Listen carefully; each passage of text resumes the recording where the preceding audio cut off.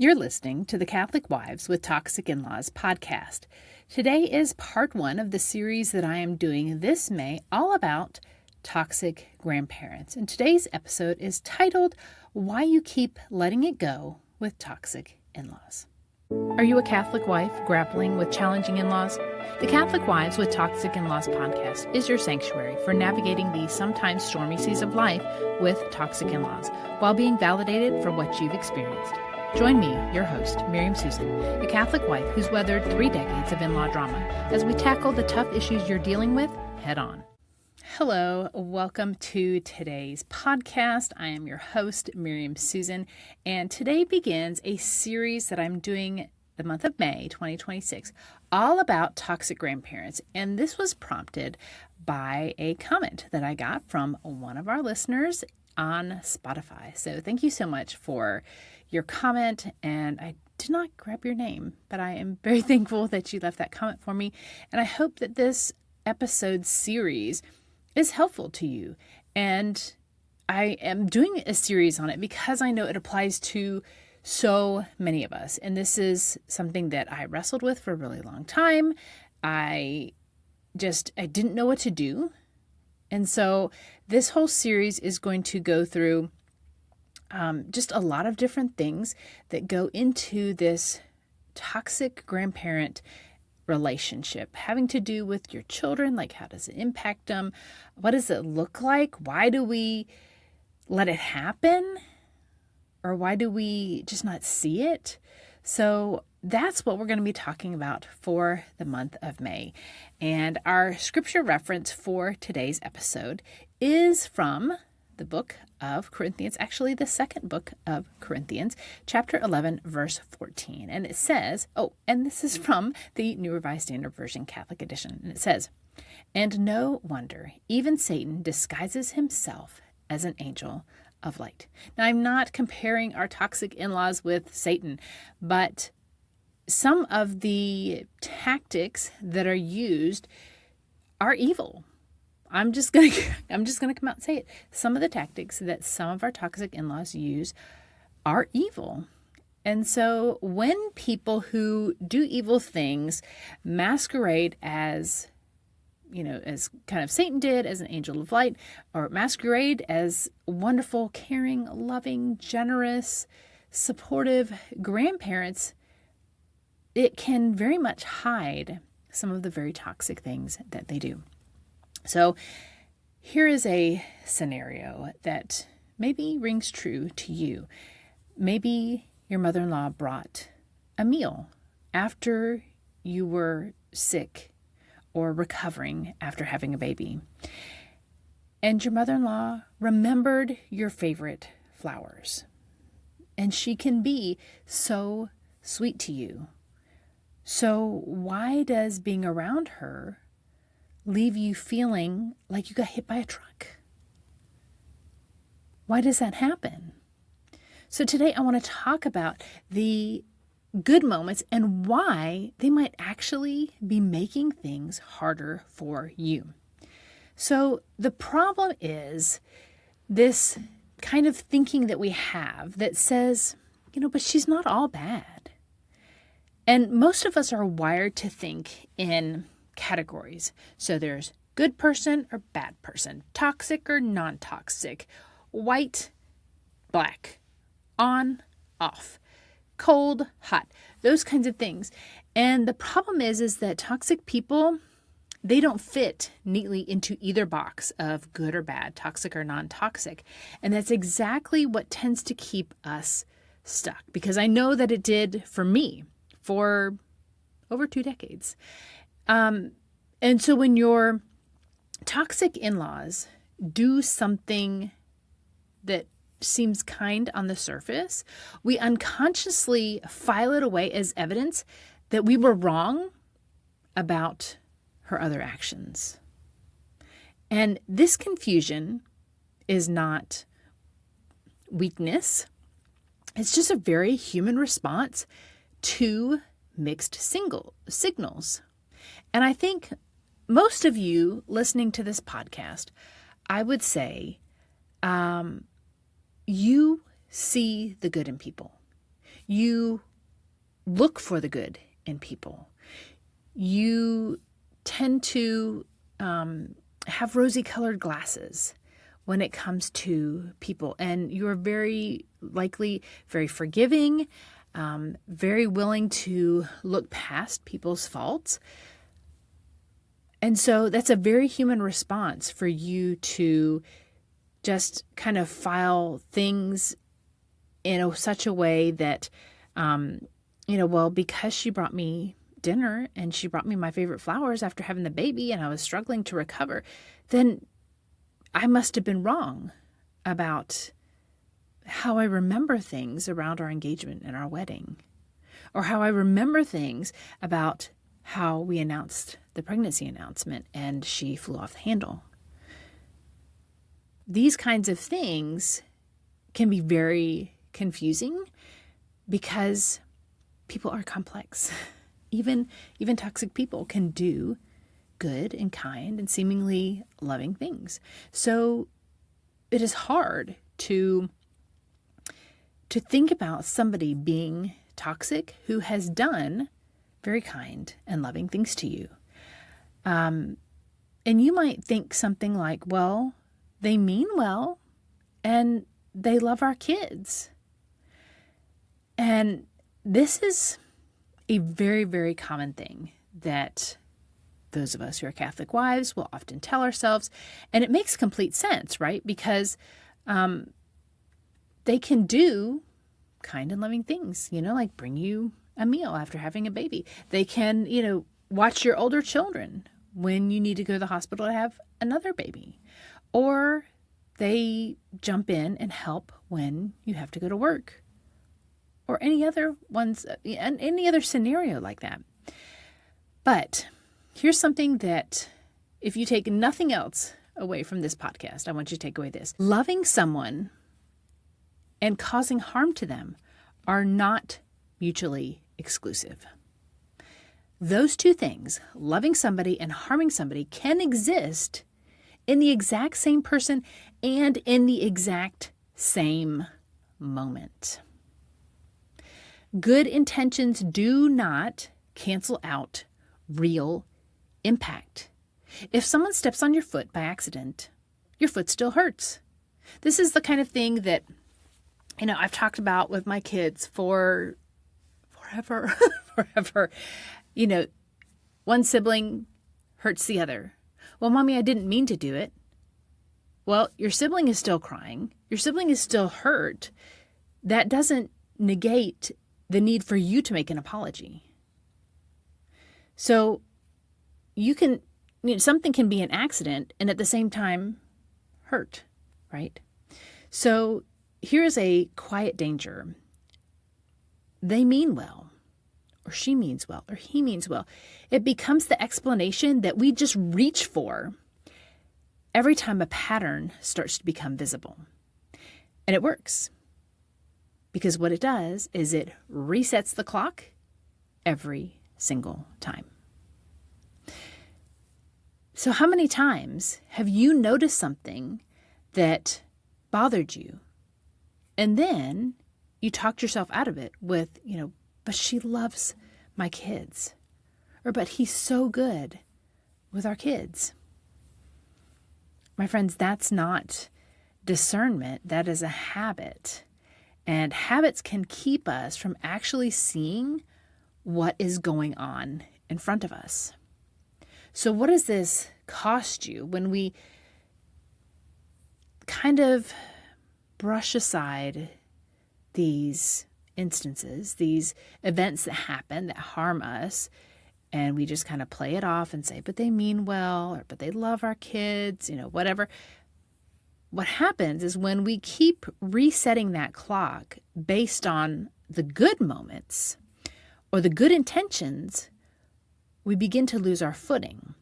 And it becomes almost impossible to trust your own instincts and your own read of a situation. And you end up in this cycle of you get hurt. Well, she's so sweet and she means well, or he's great with the kids. And then you doubt yourself and then you get hurt again. Now, this is not a character flaw that I'm pointing out. This is just what happens when someone's behavior doesn't match a pattern that you can predict.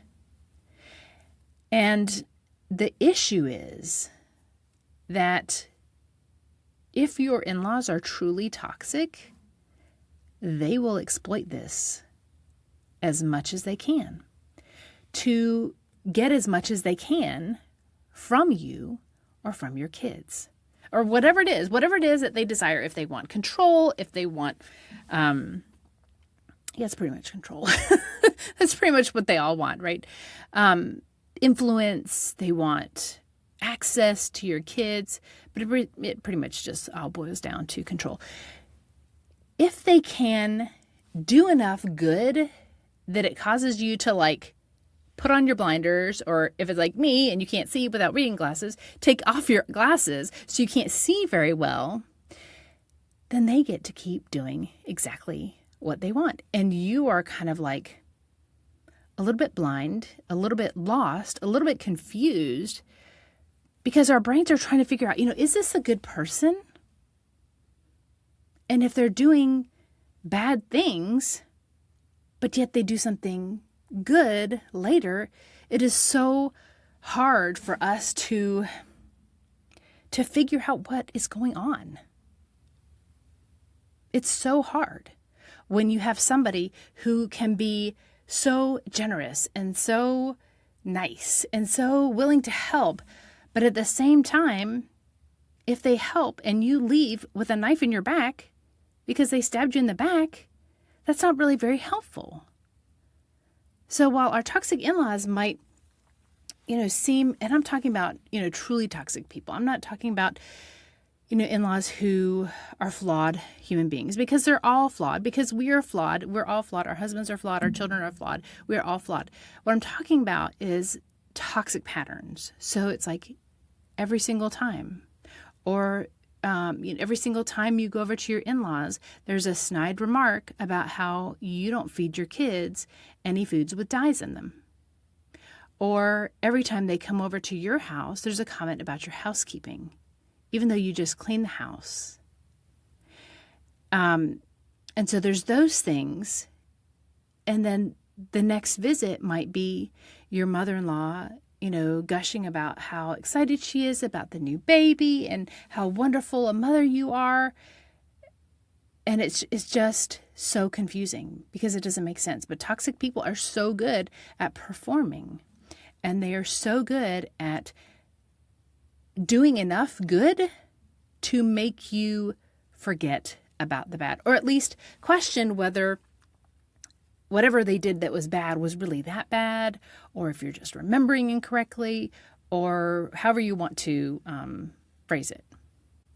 So let's go back to our scripture reference from today, and it's where Paul says, "And no wonder, even Satan disguises himself as an angel of light." And that's in 2 Corinthians. Paul wasn't warning the Corinthians about obvious monsters, obviously dangerous, toxic people. He was warning them about something that looked completely legitimate. Because evil rarely announces itself. Although in the culture today, it kind of seems like it kind of is. But when it comes to our toxic in-laws, there are a lot of them who are like covert, which means it's like, you think about like a covert mission in the military where it's like undercover and you don't draw attention to it. Now, there are the overt ones who they don't care who's around. They're going to call you out and they're going to say ugly things. But evil rarely announces itself, and it shows up wearing something very familiar, something that probably even looks a little bit like love, or a lot like love. But there's something behind it, right? Think of the wolf in sheep's clothing, that kind of thing. It's like, okay, it looks like a sheep. It kind of smells like a sheep, but it doesn't always act like a sheep, and it doesn't sound like a sheep all the time. Now, the confusion that you're feeling is not proof that you are wrong. Let me say that again. The confusion that you're feeling over this behavior from your in-laws, how sometimes they're nice, sometimes they're not. Sometimes they're toxic, sometimes they're not. Sometimes they're kind and generous, sometimes they're cold and cruel. That's not proof that you're wrong. And it might actually be proof that you're paying attention, that you're seeing the patterns, you're seeing what's going on, and something isn't sitting right with you. That's not something to ignore. Something about our culture, I've even heard, about within the church that we have been taught over the last, 40, 50, 60 years to ignore our spiritual discernment, to ignore our instincts. And my friends, faith is a lot spiritual. Faith is a lot of things unseen that can't be explained, the mysteries of the Eucharist. And I'm not comparing our intuition or spiritual discernment with the mysteries of the Eucharist. That's different. But our culture has kind of asked us to dismiss the spiritual aspect of life, and the scriptures don't support that. And so when we wrestle with these things, when we wrestle with these gut feelings that we have, it doesn't mean that we're wrong. It just means that maybe we're starting to pay attention to how being around our in-laws makes us feel. And maybe that's not good. So I want you to consider, what have you been explaining away? What behaviors? What phrases that your in-laws use? What little subtle things that they do have you been just explaining away that maybe you need to stop explaining away and start asking, what's going on? Start noticing patterns. Journal them out if you have to. Sometimes journaling it out really helps you to understand that you're not crazy. It can show your husband that you're not crazy, that you're not making things up, but that there's actually something going on that you both need to acknowledge. Now, if you've ever talked yourself out of your own gut feelings because of something your mother-in-law did that was nice, or something generous and kind that your father-in-law did, or because you told yourself, well, they mean well and they love the kids, that's what I want you to sit with this week and see if it happens this week. See if something comes up that, like, you feel something in your stomach, or maybe you feel it in your shoulders and back. I tend to feel it in my neck and shoulders and back. And pay attention to that. Think about what has happened around that feeling and just sit with it. Just acknowledge that you're feeling something. You don't have to make anything more out of it, but just acknowledge that you're feeling something, and maybe you need to pay a little bit more attention to it to find out why. Now, if this has resonated with you, I would like to give you an opportunity to come and join the community I have for Catholic wives with toxic in-laws at toxicinlaws.com. It is a free community. There is a paid upgrade if you would like to get access to some deeper levels of training. I have just added part 1 of a series that I've done on how to protect your privacy in a very not private world, specifically from toxic in-laws who may or may not have stalking tendencies. There's also a training I did on legal protection. There's a training on how to handle the holidays. There's one on self-care. There's one on boundaries. All of those are in there for you for a very low monthly fee if you wish to upgrade. Now, there are about 50 women in that group as it is, and I am so excited, and I'm so really humbled by the messages that I get from the ladies in there because they've heard my podcast and they feel seen, they feel validated. And if that's something that you would like a group of other women to be part of, if you would like to be part of that, come join us at toxicinlaws.com. You can come anytime, you can leave anytime, and just join us in there. We have women in there asking for prayers. We have women in there just sharing their praises of wonderful things that have happened in the week, boundaries that they've set and have been able to enforce. And it's a community that I made just for you. So I'd love to see you in there at toxicinlaws.com. God bless you. Go in peace. Disclaimer. All content and information on this podcast and our website, including our programs, products, and or services, is for information and educational purposes only and does not constitute professional medical, psychiatric, or mental health advice of any kind, and does not establish any kind of professional client relationship by your listening to this podcast or use of my website.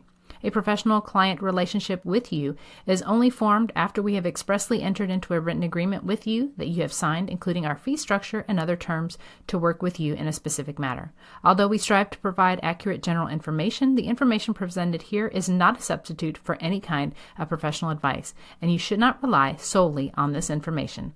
Always consult a professional in the area for your particular needs and circumstances prior to making any professional, medical, or mental health related decisions.